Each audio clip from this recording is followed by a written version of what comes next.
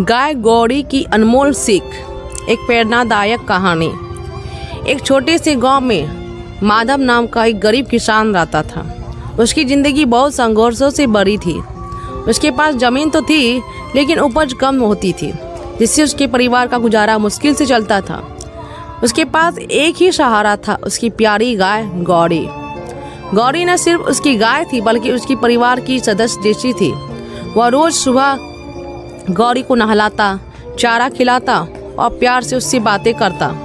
गौरी भी जैसे वह सब समझती थी, लेकिन एक दिन एक ऐसी घटना हुई जिसने माधव की पूरी ज़िंदगी बदल दी। एक दिन गौरी अचानक बीमार पड़ गई। उसने दूध देना बंद कर दिया और धीरे धीरे खाना भी कम कर दिया। और गांव के लोग बोले, माधव, इस बूढ़ी गाय को बेच दो, अब ये तुम्हारे किसी काम की नहीं है। माधव परेशान था, लेकिन उसका दिल ये मानने को तैयार नहीं था। उसकी गौरी उसके किसी काम की नहीं। उसने ठान लिया कि वह गौरी का इलाज करेगा और उसे ठीक करके रहेगा। माधव ने गौरी को बेचने के बजाय उसकी देखभाल शुरू की। उसने आयुर्वेदिक जड़ी बूटियों और घरेलू नुस्खों से उसका इलाज किया। वे रोज उसे प्यार से सहलाता और हिम्मत बढ़ाता।